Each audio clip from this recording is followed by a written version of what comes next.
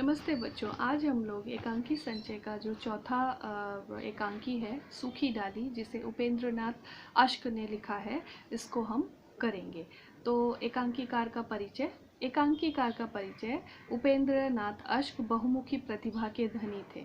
इन्होंने उपन्यास, कहानी, नाटक, निबंध तथा कविता सभी विधाओं पर अपनी लेखनी चलाई और लोकप्रियता का अर्जित की। यानी इन्होंने बहुत कुछ लिखा है हिंदी साहित्य के लिए और इन्हें बहुत लोकप्रियता भी मिली है अपनी रचनाओं के माध्यम से। इनकी प्रमुख रचना है छींटे, चरवाहे, सितारों के खेल, गिरती दीवारें, दो धारें, पर्दा उठाओ पर्दा गिराओ, कैद और उड़ान, बड़ी बड़ी आंखें आदि। तो ये इनकी रचनाएं हैं प्रमुख। इसके बाद हम लोग करेंगे पात्र परिचय। इस एकांकी में जो पात्र हैं, पहले पुरुष पात्र हैं दादाजी, कर्मचंद, परेश, भाशी, मल्लू। और स्त्री पात्र ही अधिक है, तो स्त्री पात्र है बेला, छोटी बहू, छोटी भाभी, बेला की सास और इंदू की माँ, मंजली भाभी, बड़ी भाभी, मंजली बहू, बड़ी बहू, पारो, रजवा, मिश्रानी। पहला दृश्य जो है, ये नाटक कैसे खेला जाता है या नाटक का मंचन कैसे किया जाता है और उस मंच में जो मंच सज्जा जो है उसके बारे में पहले कहा गया है। मानव प्रकृति के इस युग में जब व्यक्तिगत स्वतंत्रता को अराजकता की हद तक महत्व दिया जाता है और तानाशाही को सभ्य समाज के अंतर्गत निंदनीय माना जाता है, दादा मुलक राज अपने समस्त कुटुंब को एक यूनिट बनाए, इस पर पूर्ण रूप से अपना प्रभुत्व जमाए, एक महान वट की भांति अटल खड़े हैं। यानी ये जो एकांकी है, इसमें दादाजी जो हैं वो मुल्क राज हैं और वो क्या हैं, वो अपने बहुत बड़े से परिवार को समेटे हुए, कुटुंब को समेटे, मतलब अपने पूरे बड़े परिवार को, उनका बहुत बड़ा परिवार था, उस बड़े परिवार को एक वट वृक्ष की तरह, वट का वृक्ष जो होता है वो काफ़ी छाया देता है और बहुत सारे पशु पक्षियों को उसमें रहने की घोंसले बनाकर या उसके नीचे रहने की व्यवस्था करता है। तो वैसे ही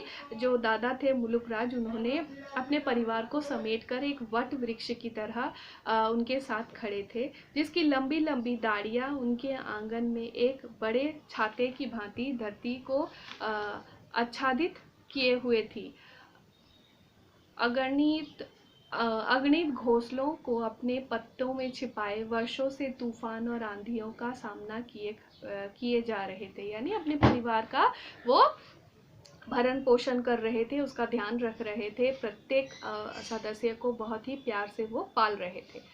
वर्षों इस वट की संगति में रहने के कारण दादा वट की ही भांति महान दिखाई देते हैं। यानी वट वृक्ष के साथ रहने वाले जो लोग हैं वो वट वृक्ष की तरह ही बहुत ही धैर्यवान, बहुत ही अटल रहते हैं। तो दादाजी भी वैसे ही दिखाई देते हैं। आयु में 72 वर्ष देख लेने पर भी उनका शरीर अभी तक नहीं झुका है। यानी वो 72 साल के हैं और अभी भी चुस्त दुरुस्त हैं। उनकी सफ़ेद दाढ़ी वट की लंबी लंबी जटाओं की भांति उनकी नाभि को छूती हुई मानो धरती को छूने का प्रण किए हुए है। यानी उनकी जो दाढ़ी है वो काफ़ी लंबी लंबी है और सफ़ेद हो चुकी है। जिस तरह से वट वृक्ष की जटाएं बाहर निकलती हैं, उसी तरह से उनकी दाढ़ियाँ भी उनके पेट को छू रही है और जैसे वो वट वृक्ष के लंबी लंबी जटाएं वो मिट्टी को छूने वाली होती है, वैसे ही उनकी दाढ़ी भी उनके पेट तक पहुंच गई है। दादा का बड़ा लड़का 1914 के विश्व युद्ध में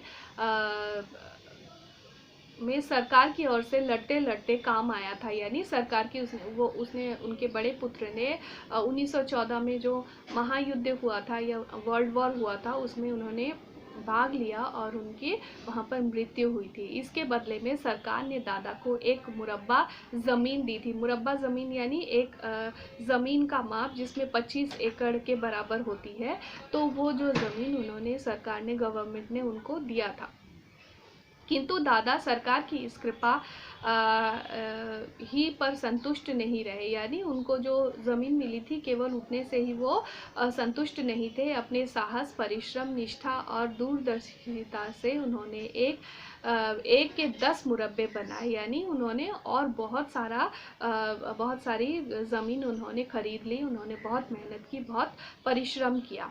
उनके 2 बेटे और पोते ज़मीन, फार्म, डेयरी और चीनी के उस कारखाने के काम की देखभाल करते थे जो उन्होंने हाल ही में अपनी ज़मीन में लगवाई थी। यानी वो काफ़ी अमीर थे, उनके पास बहुत सारे फैक्ट्रीज थे और उनके 2 बेटे और जो उनके पोते थे वो पोते उन सब का देखभाल करते थे। सबसे छोटा पोता अभी अभी नायब तहसीलदार होकर इसी कस्बे में आया था और कुछ ही दिन हुए उसका विवाह लाहौर के एक प्रतिष्ठित तथा संपन्न कुल की सुशिक्षित लड़की से हुआ था। यानी उनका जो छोटा पोता था वो भी सरकारी कर्मचारी था, नायब तहसीलदार हुआ था और वो उसका ट्रांसफ़र अभी उन्हीं के कस्बे में हुआ था। लाहौर की एक बहुत ही प्रतिष्ठित परिवार की लड़की से, सुशिक्षित पढ़ी लिखी लड़की से उसका विवाह हो गया था।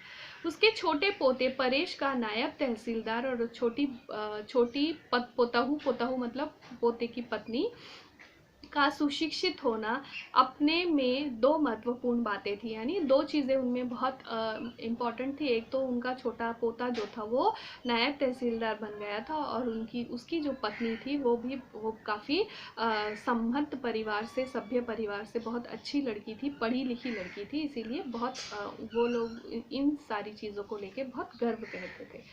पहले से सरकारी हलके में उनकी प्रतिष्ठा और भी बढ़ जाने की संभावना है। गांव में उनका और आदर होने लगा था, यानी गांव के लोग भी उसे बहुत पसंद करने लगे थे, उनका बहुत आदर करने लगे थे। किंतु साथ ही दूसरी ओर उनके परिवार के लिए संकट भी उपस्थित हो गया था। परिवार में कोई समस्या थी। तीनों बहुएं जो घर में बड़ी भाभी, मझली भाभी और छोटी भाभी के नाम से पुकारी जाती थी, सीधी साधी महिलाएं थीं। उन सब में अपनी पोती इंदु की जिसने प्राइमरी स्कूल में बड़ी सफलता पूर्वक शिक्षा पाई थी। यानी उनके घर में जो औरतें थी वो ज़्यादा पढ़ी लिखी नहीं थी और उनकी जो पोती थी इंदु वो केवल प्राइमरी पास थी, सबसे अधिक पढ़ी लिखी समझी जाती थी। घर में उसकी चलती भी खूब और दादा अपनी इस पोती से प्यार भी बहुत करते थे। किंतु एक ग्रेजुएट छोटी पोताहू जो घर में छोटी बहू के नाम से पुकारी जाती थी के आने से कुटुंब में के इस तालाब में इस तरह लहर सी उठने लगी जैसे स्थिर पानी में बड़ी सी ईंट गिरने से पैदा हो जाती है। यानी वो छोटी बहू जो थी वो ग्रेजुएट थी और उसके आने की वजह से परिवार में थोड़ी सी परेशानी, थोड़ी सी हलचल शुरू हो गई थी। ऐसा लगता था जैसे तालाब के पानी में बड़ी सी ईंट गिर गई हो और चारों तरफ पानी में लहर आ गई हो। पर्दा इमारत के बरामदे में खुलता है और इसके बाद अब जो दिया है वो स्टेज को कैसे सजाया गया है उसके बारे में है कि पर्दा जो है वो बरामदे की ओर खुलता है। वास्तव में यह बरामदा घर की स्त्रियों का रोंडिव स्थान है, ये जहाँ पर वो लोग मिलकर बैठकर बातें करती हैं। दिन भर इसमें कोलाहल मचा रहता है। कभी घर की स्त्रियाँ वहाँ धूप लेती हैं, कभी चरखे चलाती है, कभी गप्पे लड़ाती है, कभी लड़ती झगड़ती है और कुछ ना हो तो स्नानागार में पड़े कपड़े ही धोया करती है। ये स्नानागार यानी नहाने का जो बाथरूम होता है उसको कहते हैं स्नानागार। स्नानागार बाहर के अहाते में है। दाईं दीवार के कोने में जो दरवाज़ा है उसके साथ ही बाहर की रसोई आदि से निपट कर दोपहर के बाद घर की 2-4 स्त्रियां प्राय रोज़ वहाँ कपड़े धोया करती हैं और अंतरंत थप थप की ध्वनि पर बरामदे में गूंजा करती है। सामने दीवार के बाएं कोने में एक छोटी सी गैलरी है। दोनों ओर सामने सामने पहले मंजिली बड़ी बहू के कमरे हैं जिनकी खिड़की बरामदे में खुलती है। फिर मंजिली भाभी और बड़ी भाभी के छोटी भाभी का कमरा जो इंदु की माँ और छोटी बहू बेला की सास है, दाईं ओर है। छोटी बहू का कमरा ऊपर की छत पर है और बाईं दीवार में सीढ़ियाँ बनी है जो ऊपर की ओर जाती है। सामने की दीवार के साथ गैलरी के इधर को 2 तख्ते हैं, यानी वो जो गैलरी दिख रहा है वहाँ पे 2 तख्ते हैं। 2 चारपाइयाँ दीवार के साथ खड़ी हैं। एक पुराने फैशन की बड़ी आराम कुर्सी है, आराम कुर्सी मतलब इजी चेयर है, कि भी सामने की दीवार के साथ लगी हुई है।